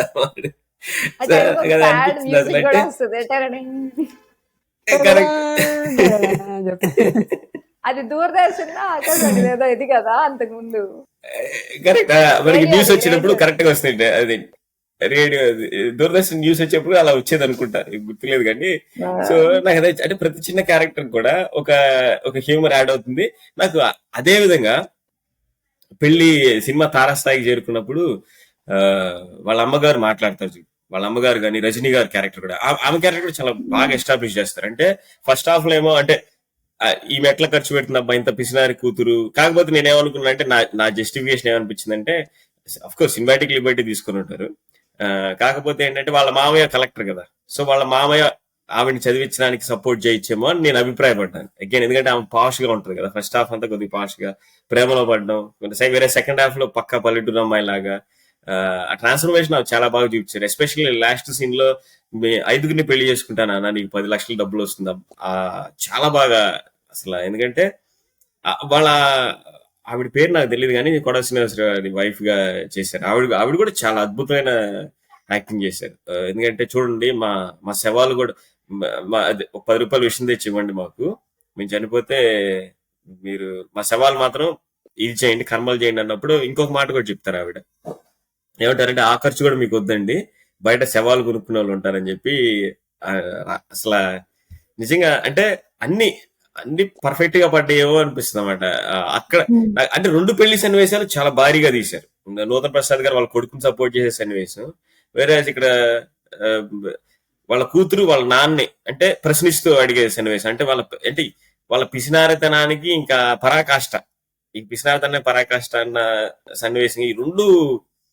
ఈ రెండు మేళవింపు నాకు బాగా అనిపించింది. ఒకటే కొడుకుని డిఫెన్స్, ఒకటే వాళ్ళ నాన్న వాళ్ళ కూతురు వాళ్ళ నాన్నకి అగైనెస్ట్ వెళ్తుంది, ఇక్కడేమో తండ్రి ఏమో కొడుకు డిఫెండ్ చేస్తాడు. అంటే ఈ కాంట్రాస్ట్ చూపిస్తాడు. అంటే పిల్లల పైన పెద్దలకి ఎంత ప్రేమ ఉంటుంది, అట్ ద సేమ్ టైం మనకి పిల్లలకి పెద్దల్ని ప్రశ్నించే హక్కు, అంటే వాళ్ళు చేయకూడదు పనులు చేస్తున్నప్పుడు వాళ్ళు ప్రశ్నించే హక్కు ఎలా ఉంటుందని చెప్పి ఆ రెండింటిని నాకు బాగా చూపించాలనిపించింది నాకు. ఆ సన్నివేశంలో రజనీ గారు కానీ నూతన్ ప్రసాద్ గారి, out and out Rajendra Prasad గారి గురించి మనం ఇంకా చెప్పని అవసరం లేదు. ఎందుకంటే అంటే నేను చెప్పని అవసరం లేదంటే కొంతమందిని మనం వివరించలేం క్లుప్తంగా. అంటే మహాభారతాన్ని 10 మాటలు చెప్పలేం, ఎందుకంటే మన స్థాయి సరిపోదు. ఇంకా ఆయన నటన గురించి చెప్పాలంటే ఆయన నటించకపోయినా కూడా అసలు ఆయన ద మూమెంట్ ఈవెన్ అప్పటి నుంచి కల్కి వరకు కూడా, మొన్న వచ్చిన కల్కి వరకు కూడా ద ట్రాన్స్ఫర్మేషన్ ఈ brings on to the screen is unbelievable. అంటే ఒక స్టార్ కేటగిరీ రాలేదుగా, అంటే ఆయన హాస్య నటుడిగా చాలా మంది పరిమితం చేస్తారు కానీ ఆ నలుగురు సినిమా చూసినప్పుడు అంటే ఆయన నటన స్థాయి ఎంత గొప్పదో మనకు అర్థం అవుతుంది. ఎందుకంటే మనం ఈ కోవకు చెందిన నటుడు అని మన రాజేంద్ర ప్రసాద్ గారిని చెప్పలేం. ఆయనలో ఒక మాస్ స్టార్ ఉన్నాడు, ఓకే, ఒక కామెడీ స్టార్ ఉన్నాడు, ఒక ఫ్యామిలీ స్టార్ ఉన్నాడు. అన్ని మేళవిస్తే రాజేంద్ర ప్రసాద్ గారు ఇష్టం లేని వాళ్ళు చాలా అరుదుగా ఉంటారు. ఓకే, మనం హీరోలు ఒక సైడ్, ఈ హీరో అంటే ఇష్టం ఆ సైడ్ తీసుకోవచ్చు, లేదా ఈ హీరో ఇష్టం ఆ సైడ్ తీసుకోవచ్చు. కానీ ఏ హీరో అభిమాని అయినా కూడా రాజేంద్ర ప్రసాద్ గారి అభిమాని అయి ఉంటారు బై డిఫాల్ట్. ఎందుకంటే ఆయన చాలా అరుదుగా ఉంటారు. మరి ఆయన పర్సనల్ లైఫ్ లో ఏమో మనకు తెలియదు కానీ, బట్ స్క్రీన్ పైన మాత్రం రాజేంద్ర ప్రసాద్ గారి గురించి ఇంక మనం మాటలో చెప్పలేం. అది అంత గొప్ప యాక్టింగ్ అయింది. యా సో రాజేంద్ర ప్రసాద్ గారి గురించి నేను ఇంకొన్ని మాటలు చెప్తాను. ఏంటంటే ఆ సినిమా వచ్చేటప్పటికి అండ్ ఆ సినిమా తర్వాత ఒక 5 to 7 years దాకా అమ్మో ఇవన్నీ ఉన్నాయి కదా. ఇప్పుడు వంశీతో వచ్చిన లేడీస్ టైలర్, ఆ తర్వాత ఏప్రిల్ 1 విడుదల, ఈ సినిమాలన్నీ వచ్చేటప్పటికి అండ్ ఒక రకమైన ఒక స్టార్డమ్ అయితే రాజేంద్ర ప్రసాద్ కి ఉంది ఆ టైంలో చాలా మంది, ఇప్పుడు మా బాబాయ్ వాళ్ళంతా కూడా ఎవరి సినిమాలు చూస్తారంటే నేను రాజేంద్ర ప్రసాద్ సినిమా చూస్తా, నాకు ఆయన సినిమా చూస్తే కొంచెం నేను హ్యాపీగా నవ్వుకోవచ్చు అంటే ఆ సినిమాకి వెళ్ళే వాళ్ళు చాలా మంది ఉన్నారు. ఆయనకి ఫ్యాన్స్ ఉన్నారు. ఆ టైంలో ఆయనకి చాలా ఒక రకమైన మంచి ఫాలోయింగ్ అయితే ఉంది.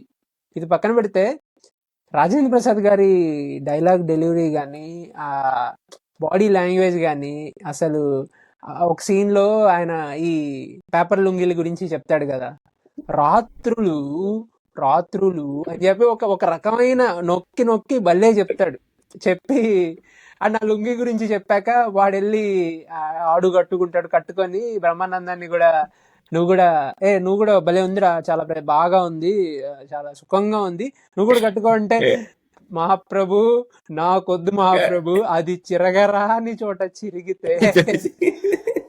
బ్రహ్మానందం ఆ డైలాగ్ చెప్పేటప్పుడు కూడా ఇలా తిరిగి భలే చెప్తాడు. అండ్ మీరు అక్కడ ఆ డైలాగ్ రాస్తాడు చూడు, సారీ ఇక్కడ చెప్తా, అదే వాడు రెండమ్మా రండి దరిద్ర నారాయణుడి విశ్వరూపం, అదేంటి పిసినారితనానికి అసలు నిజంగా నిచ్చింది అసలు. అది సారీ రమేష్, గో అని, ఎందుకంటే ఆ డైలాగ్ చెప్పాలనిపించింది నాకు అక్కడ. ఎందుకంటే దరిద్ర నారాయణుడి విశ్వరూపం అంటే అక్కడ కూడా అది అంటే స్థాయి వివరించు. నారాయణ ఏంటి భగవంతుడు అన్ని అత్యున్న స్థాయిలో ఉంటాడు కాబట్టి ఈయన దరిద్ర నారాయణుడు, రెండమ్మా ఈయన విశ్వరూపం అని చెప్పి అసలు హైలైట్. మీరు విశ్వరూపం అన్నారు కాబట్టి మేబీ ఇంకొక ఎడిషన్ ఇంకొకటి నేను యాడ్ చేస్తా ఇక్కడ. బ్రహ్మానందం గారు అండ్ కోట శ్రీనివాసరావు గారి విశ్వరూపంకి అది మొదలు అనుకోవచ్చు. ఆ సినిమా మొదలు. బ్రహ్మానందం గారు కూడా అక్కడి నుంచి ఎక్కడికో వెళ్ళిపోయారు చెప్పాలంటే.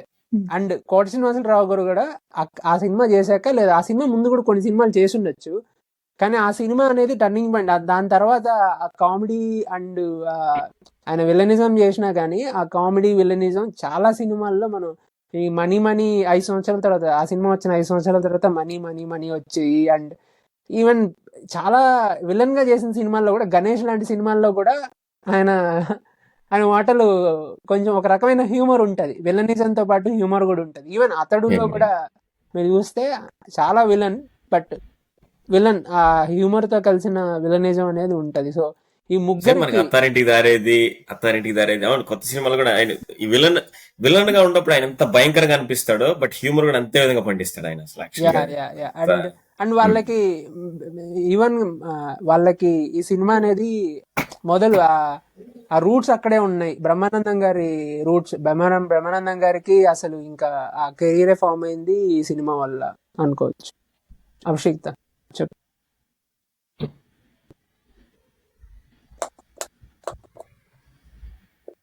షాక్ అయిపోయి చూస్తున్నావా? అసలు సడన్ గా అంటే నేనేం మాట్లాడలేదు మధ్యలో, నన్ను ఎందుకు అవునవునా, ఇట్స్ ఓకే. నువ్వు ఇప్పుడు రాజేంద్ర ప్రసాద్ గారి గురించి, యాక్టింగ్ గురించి ఏమనుకుంటున్నావు అనేది? రాజేంద్ర ప్రసాద్ గారికి అదే అంటే భవానీ గారు చెప్పినట్టు ఏంటంటే, ఆయన ఒక ఇంట్లో మనిషి. లైక్ ఇప్పుడు మా ఇంట్లో కూడా ఊరికే ఏదైనా ఫిల్మ్ చూస్తుంటే ఆ టీవీ మారుస్తున్నప్పుడు కానీ ఆ ఫిల్మ్ రాగానే అంటే ఒక ఇన్వాలంటరీగా ఒక చీర్ఫుల్నెస్ అన్నమాట. ఇలాంటి ఫిల్మ్స్ ఎస్పెషలీ మోస్ట్లీ ఆయన చేసిన ఈ కామెడీ ఇవి. And at the same time ఆ నలుగురు చూసినప్పుడు it was like oh God, అంటే ఇంత ఇంత ఒక ఎమోషనల్ ఇది అంతే కన్విన్సింగ్ గా అంత డెప్త్ తో ప్లే చేయగలగా అనేది ఆయన ఒక అంటే యాక్టింగ్ లో ఆయన ఒక పెద్ద స్టార్. అంటే దేనికి ఒక పరిమితం చేయలేని ఒక లైక్ ఒక హోలిస్టిక్ ఇది ఉంది ఆయనకి. ఆ స్కోప్ మొత్తం ఆయన అది ఎక్స్ప్లోర్ చేశారు అనొచ్చు అన్ని ఇది, అంటే వేరే ఫిల్మ్స్ అయినా కానీ. సో యా, అంటే మమ్మీ, సో నేను అదే ఆ ఫిల్మ్ చూస్తుంటే కూడా ఎక్స్పెక్ట్ చేసా అనేది. ఆ ఫస్ట్ హాఫ్ అంతా ఉంటది కదా, కింద పడిపోయినా కానీ వెంటనే ఆ బురదలో పడగానే ఎక్స్పెక్ట్ చేసా లేచి. అదే అంటే నాకు ఆ క్యారెక్టరైజేషన్ కూడా ఇప్పుడు ఫస్ట్ చూపించినప్పుడు తల్లి లేదు అనేది మనకు తెలియదు. ఫస్ట్ రావడం ఇద్దరు తండ్రి కొడుకులు వస్తారు, తర్వాత ఇంట్లో వచ్చి అవన్నీ పగలగొట్ట. నాకు ఆ పగలగొట్టడం కూడా చాలా అంటే చిన్న పిల్లలప్పుడు అట్లా చూసి నేర్చుకుని అలానే తయారవుతారు కదా, అంటే మంచి అయినా చెడు అయినా కానీ చెప్పడం కంటే నేర్పించేదానికంటే.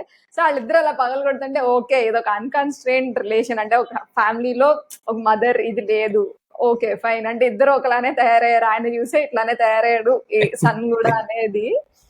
అది బాగుంటది. ఆయన పక్కన కూర్చొని పద్దులు రాయడం దానికి. సో యా, అంటే నాకు ఆ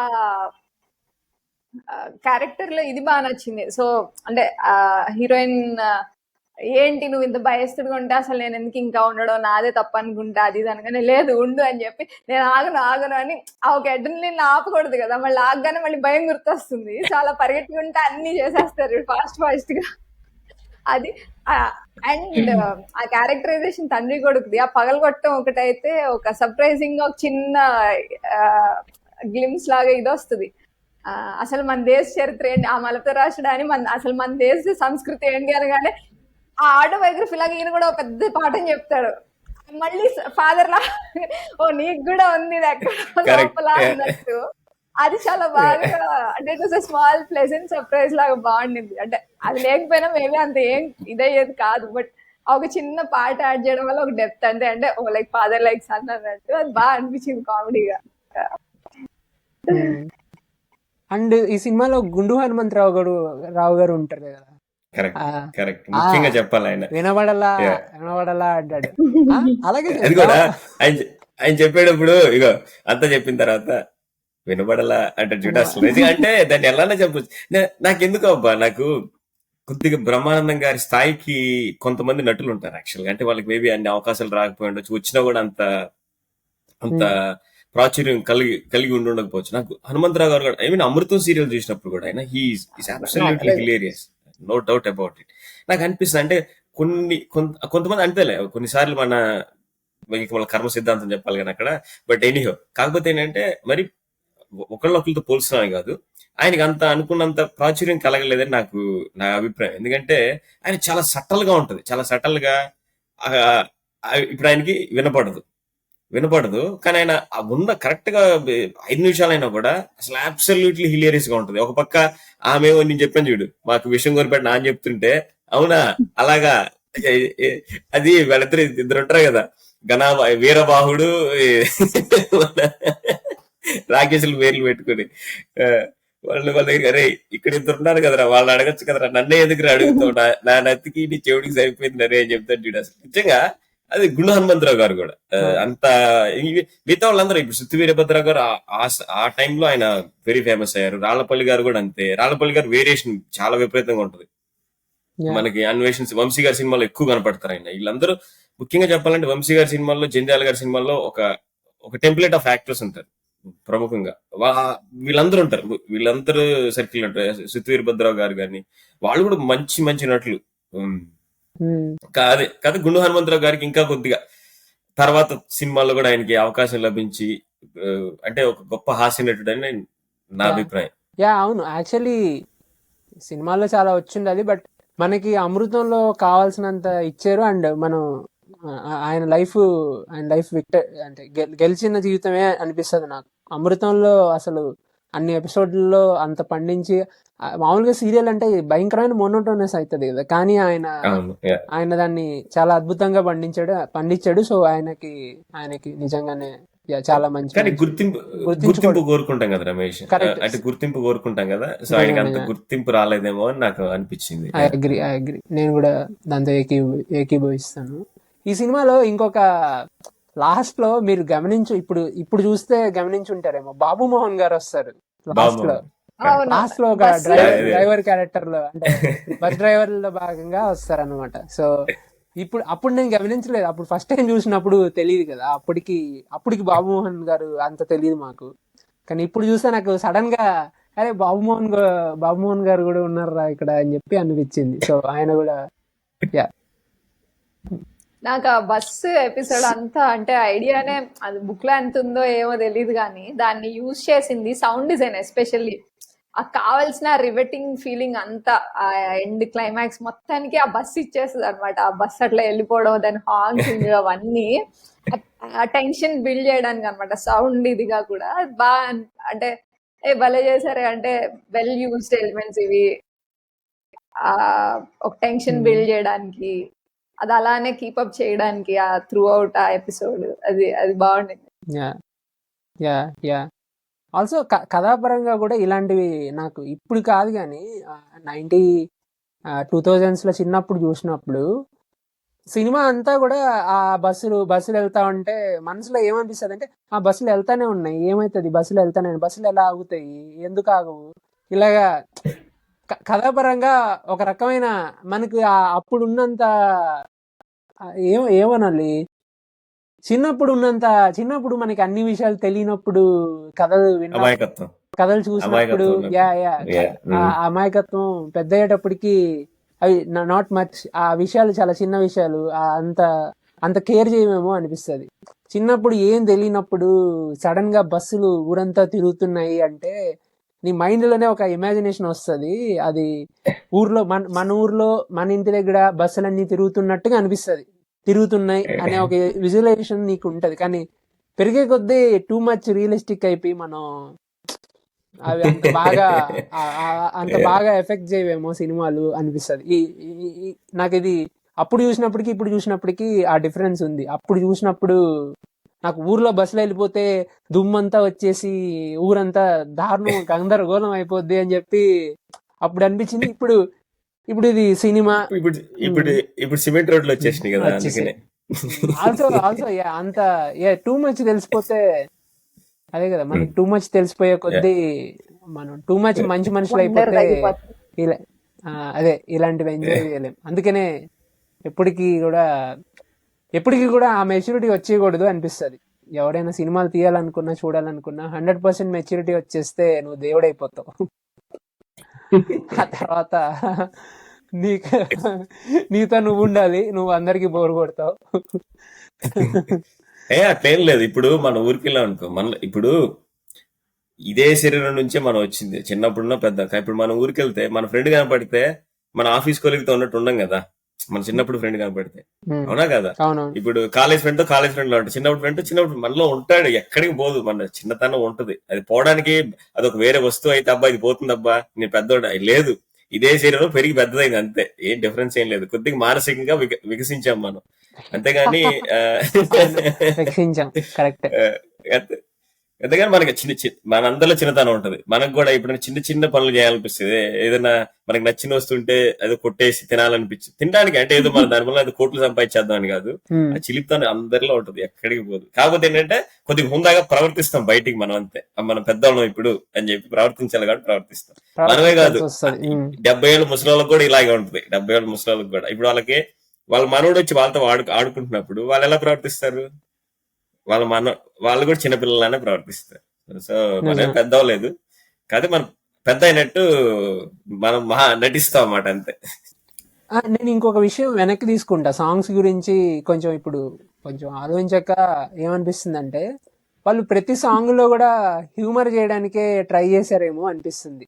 పిసినారి సంఘం వర్దిల్లాలి ఆ సాంగ్ ఉంటది, మొత్తం కూడా దాంట్లో కామెడీ చేస్తారు. ఆల్సో ఇంకొక డ్యూయట్ లో వాళ్ళు అక్కడెక్కడో వెళ్ళి డబ్బులు ఇచ్చి, అరే నువ్వు పాటలు పెట్టు, రేడియో అంటే రేడియోలో ఫస్ట్ తెలుగు పాట వచ్చి తర్వాత హిందీ పాట వచ్చి మధ్యలో యాడ్లు వస్తాయి, వాషింగ్ పౌడర్ నిర్మా అవన్నీ వస్తాయి కదా. ఇవన్నీ కూడా మేబీ ఆ టైంలో థియేటర్లు అలాగే పగలబడి నవ్వు ఉంటారేమో ఆ టైంకి. అండ్ నేను అప్పుడు చూసినప్పుడు నాకు బాగా వర్కౌట్ అయ్యాయి అనిపించింది నాకు. 2000s అప్పుడు కొంచెం చిన్నప్పుడు చూసినప్పుడు వీటన్నిటికీ నేను బాగా పగలబడి నవ్వే నాకు తెలిసి. సో ఇప్పటికి డిఫరెన్స్ ఉంది కొంచెం. బట్ యా సాంగ్స్ ఇంకోటి నాకు శ్రవ్యంగా ఉండాలని కాకుండా సాంగ్స్ లో కూడా హ్యూమర్ ఉండాలనే ట్రై చేసినారేమో. ఫస్ట్ సాంగ్ కూడా హోటల్లో వాడు బిల్ ఇవ్వకుండా వేసే సాంగ్ కూడా, ఆ సాంగ్ లో కూడా వాడు అన్ని పగలగొట్టేస్తా అంటాడు. అది పగలగొడతాడు, ఇవి కొడతాడు. ఫైనల్ గా ఆ మేనేజర్ గాడు మొత్తం ఇంజూరీ అయిపోయి అయినా నువ్వు వెళ్ళిపోనైనా అన్నట్టుగా అలా వేస్తారు కదా. సో అది చెప్పండి, మీరు చెప్తున్నారు. లేదు అంటే మనకి వాళ్ళ నాన్నగారు ఆయనకి అమ్మాయి గురించి ఎదుగుతూ ఉంటాడు కదా, ఒకటే పాట మనకి సీక్వెన్షియల్ గా రాదు. అది కూడా ఒక కొత్త ప్రయత్నం నా అభిప్రాయం. ఎందుకంటే పాట అనేది ఎప్పుడు ఒక స్ట్రెచ్ లో ఉండాలని ఉండదు. ఎందుకంటే పాట కట్ అయి వస్తూ ఉంటుంది, ఆయన ఎదుగుతూ ఉంటాడు, ఆ అమ్మాయిని పెట్టి పాట వస్తూ ఉంటుంది.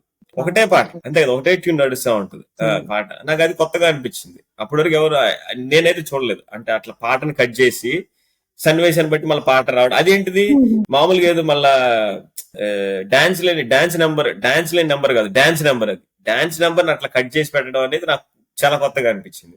అభిషేక్ అది చెప్పాలి చెప్పు. లేదు అదే అంటే ఆ ఒకటే ట్యూన్, ఆ యాక్షన్ సీక్వెన్స్ అంటే ఆ అమ్మాయిని ఎతకడం అనే దాన్ని తీసుకొని క్యారీ ఫార్వర్డ్ చేసి ఆ ఎమోషన్ కి అలా కంటిన్యూటీ ఇవ్వడం, అది కొత్తగానే. మనం కన్క్లూడ్ చేద్దాం, ఓకేనా? సో అంటే ఎక్కువగా మేము జంధ్యాల గురించి మాట్లాడుంటాం. కాకపోతే దీనిలో అందరు లైక్ ఐ సెడ్ అతిరథ మహారథులు అందరూ ఉన్నారు ఈ సినిమాలో. జంధ్యాల గురించి ముఖ్యంగా ఎందుకు మాట్లాడాల్సి వచ్చిందంటే అంటే తెలుగు భాష కోసం కృషి చేసిన సినిమా దర్శకుల్లో ఆయన కూడా ఒక వ్యక్తి. సో ఆయనకి మేము ట్రిబ్యూట్ చేయాలనుకుని ఆయన గురించి కొద్దిగా ఎక్కువగా మాట్లాడాం. బట్ అయినా కూడా ఆయన గురించి ఇంకొక మాట చెప్తూ ముగిస్తాము. మన దురదృష్టవశాత్తు 50 సంవత్సరాలకి ఆయన స్వర్గస్థులు అయిపోయారు. ఒకవేళ ఉంటే ఇంకా తెలుగు భాషా స్థాయిని ఇంకా మరింత పెంచుంటారని నా అభిప్రాయం. తెలుగు భాష పరిరక్షకుడిగా మాకు ఇంత మంచి సినిమాని ఇచ్చిన జంధ్యాల గారికి, దానిలో నటించిన మహానటులందరికీ, రాజేంద్ర ప్రసాద్ గారి కాడి నుంచి, రాళ్లపల్లి గారి కాడి నుంచి, కోడా శ్రీనివాసరావు గారు, బ్రహ్మానందం గారు, రజనీ గారు, ప్రతి ఒక్కరికి ఆద్యంతో నవ్వులు పంచుతూ మా ఆయుష్ను పెంచుతూ మాకు ఇంత గొప్ప సినిమాని ఇచ్చిన జంధ్యాల గారికి we salute from cinema salute sir. Thank you very much.